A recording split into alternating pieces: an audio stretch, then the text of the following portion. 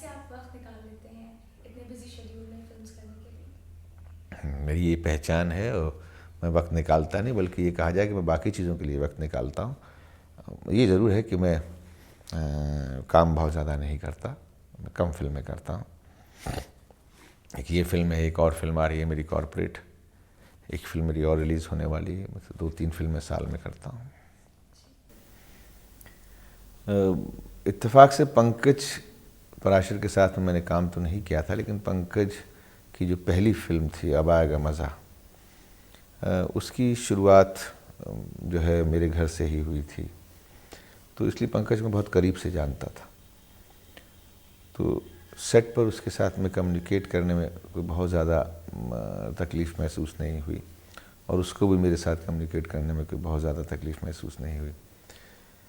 रहा डिम्पल, उनके साथ में मैंने, मेरा ख़्याल से डिम्पल की मैक्सिमम फिल्में मेरे साथ ही रही हैं, तो इसलिए कि हम दोनों की एक काम करने की जो एक केमिस्ट्री है, बहुत ही आसान था हम लोगों को काम करना।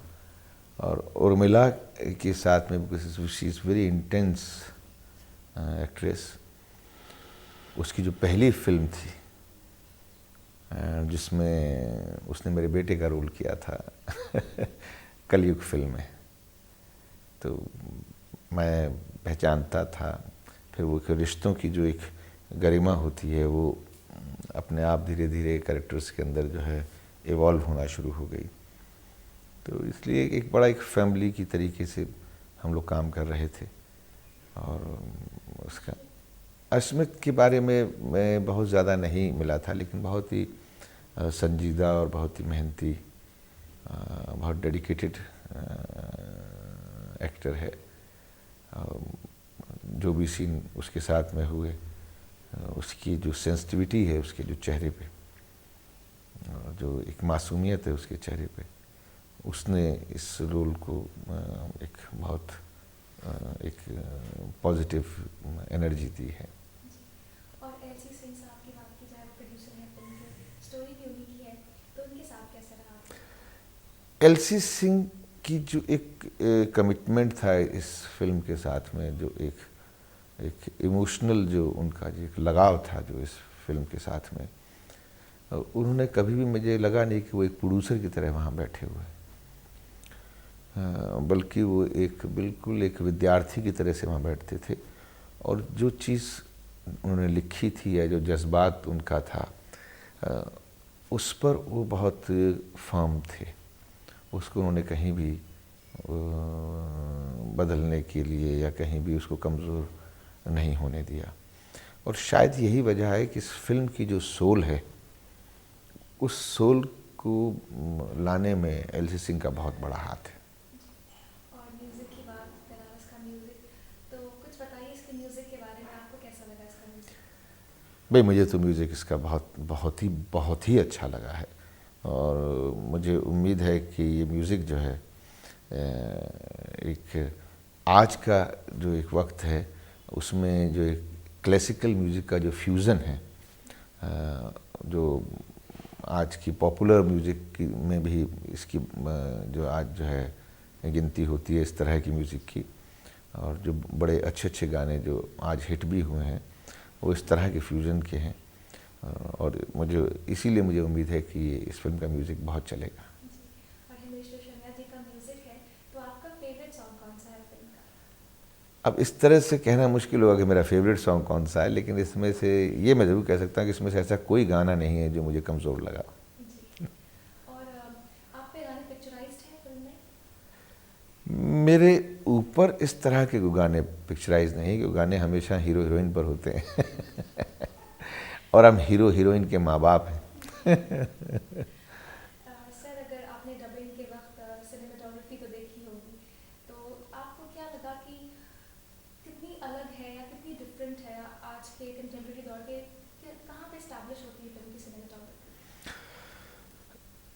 Cameraman is a brilliant cameraman, because उसने कहीं भी अपने आप को उसने कैमरा की टेक्निक को कहीं भी हावी नहीं होने दिया है, बल्कि कैमरा को बिल्कुल मूड के साथ लेके चला है, जो ऐसी फिल्मों के लिए प्लस पॉइंट होता है। क्योंकि अगर आप बहुत ज़्यादा उसके अंदर टेक्निकल उसकी जो है रूह को ख़त्म करना चाहते हैं तो वो फ़ोटोग्राफ़ी कोई बहुत अच्छी फ़ोटोग्राफ़ी नहीं कहलाती। वो बहुत ही एक मैकेनिकल सी फ़ोटोग्राफ़ी होती है। बट इस फिल्म की फ़ोटोग्राफ़ी जो है बहुत ही मूड के साथ और बहुत ही dedication and I can say this is a very appropriate photography of this film has been. और आर्ट डायरेक्शन की अगर बात की जाए, काफ़ी जैसे प्रोमोज है फिल्म के, काफ़ी बड़े सेट्स हैं, काफ़ी ग्रैंड स्लैम सेट्स हैं फिल्म में, तो कितना एक आर्ट जिस तरह की होती है, जैसे सेट्स होते हैं, तो उससे कैरेक्टर कितना आसान होता है अपने आप को इन्वॉल्व करने में। एक तो हम रियल लोकेशंस पर शूटिंग कर रहे थे, हम एक महल में शूटिंग कर रहे थे और वहाँ की सजावट को नेचुरली उस एम्बियंस में सजावट करना भी जो है आर्ट डायरेक्टर के लिए आसान तो नहीं कहूँगा, लेकिन बहुत डिटेल्ड हो जाता है। तो उन्होंने बहुत ही डिटेलिंग का काम किया है और वो नज़र आता है, वो उसके एटमॉस्फेयर में नज़र आता है। और जो कॉस्ट्यूम्स हैं फिल्म में, या अगर पूरा लुक कहा जाए, तो आजकल कभी भी ऐसा होता है कि कोई फिल्म में कोई लुक कोई एक्टर कैरी करता है तो फिर उसे वो अपने अच्छा लगने लगता है, वो उसी के साथ यूँ भी आगे भी बढ़ने लगता है। तो क्या आपके साथ कुछ ऐसा हुआ इस फिल्म में लुक को लेके? मेरे लिए जो है कैरेक्टर्स की जो लुक होती है वो सिर्फ उस रोल तक सीमित रहती है। और मैं पर्सनली भी खुद भी बहुत ज़्यादा इसमें इंटरफेयर करता हूँ कह लीजिएगा, या इंटरेस्ट लेता हूँ। तो जो इसके कॉस्ट्यूम डिज़ाइनर थे उनके साथ में मैंने मिल के जो है काम किया, और इस फिल्म की जो कॉस्ट्यूम है मुझे लगता है कि मैंने बनारस की जो एक जो झलक है उसको नहीं कहीं मिस होने दिया। सर, फिल्म में कोई स्पेशल मोमेंट्स थे क्या जो आप हमें बताना चाहेंगे, कोई खास मोमेंट रहा हो शूटिंग के दौरान? हम गंगा के किनारे शूटिंग कर रहे थे, जिस महल में शूटिंग कर रहे थे, और बहुत लंबा सीक्वेंस था और बहुत उर्मिला के बहुत बड़े बड़े डायलॉग थे, बहुत इमोशनल डायलॉग थे। इधर जो है मैं बिल्कुल मरणासन हूँ, मरने की अवस्था में हूँ, अपनी बेटी की इंतज़ार कर रहा हूँ और मुझे लेटे हुए एक बीमारी की हालत में अपनी बेटी को महसूस करना है। इधर मेरी बीवी डिम्पल रोए जा रही है और वहाँ जो है हम लाइटिंग वाइटिंग हुई है और जो सफ़ेद चादर नीचे बिछे हुए है, सफ़ेद सफ़ेद सब तकिए, और देखा कि जितने भी गंगा के किनारे के जितने मच्छर थे वो सब जो है उस कमरे में आ गए। और बस हर शॉट से पहले जो है वो मच्छरों को हटाया जाता। मैंने कमीज़ भी सफ़ेद पहन रखी है, तो मेरे आसपास माहौल सारा सफ़ेद है, लेकिन थोड़ी देर के बाद जब तक शॉट ख़त्म होता था तब तक अगर कहीं उर्मिला के चेहरे पे कैमरा ना चला जाए तो ऐसा लगेगा कि हम काली चादर पर लेटे हुए हैं और मच्छरों ने काट काट के जो हमारा बुरा हाल किया, मतलब कोई भी दवा काम नहीं आई। और ये होता था कि मेरे ख्याल से हमने वो 3 रात में वो किया, दो वक्त या 3 वक्त में किया, लेकिन क्रेडिट गोज़ टू हमारे आर्टिस्ट जो थे, बिल्कुल वक्त पे और सही लाइनें बोलते थे, कभी भी लाइनें नहीं भूले। लेकिन मच्छरों ने हमारी जो है वो हमारी हैसियत बता दी कि तुम बड़े या हम बड़े, तो हमने इवेंचुअली हमें मानना पड़ा कि मच्छर हमसे बड़े। सर,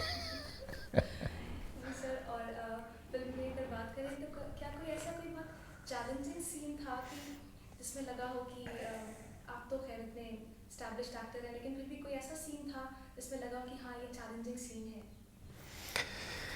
देखिए क्या होता है कि ऐसे मूवमेंट के अंदर के चैलेंजिंग सीन जो इस तरह की फिल्मों में आपको अपने आप को न्यौछावर करना पड़ता है, आपको बिल्कुल अपने डायरेक्टर की तरफ जो है वो आपको उसके ऊपर छोड़ना पड़ता है। और खूबी इस फिल्म की, जैसे मैंने कहा कि ये फिल्म वन स्ट्रेस थी, तो बहुत सारी चीज़ें तो हमारे लिए रवानगी हुई जाती है, क्योंकि हम रोज़ उसमें उस माहौल में जी रहे होते हैं। और जब इस तरह का चल रहा होता है तो फिर एक ट्यूनिंग आपकी हो जाती है, तो फिर चैलेंज रहता नहीं, क्योंकि चैलेंज को अगर चैलेंज की तरह से करें तो उसकी जो सटिलिटी है वो ख़त्म हो जाती है, उसकी जो उस वक़्त का जो एक स्पॉन्टेनिटी है वो ख़त्म हो जाती है। और मैंने कोशिश ये की कि मैंने इस फिल्म में कहीं भी काम करते हुए चैलेंज नहीं लिया, ना दिया, बल्कि हम लोग काम करते थे एक पारिवारिक माहौल के अंदर। और परिवार में जैसे कभी बीवी चैलेंज दे देती है तो बीवी का चैलेंज झेलते थे और कभी बेटी जो है कुछ कह जाती थी उसको झेलते थे।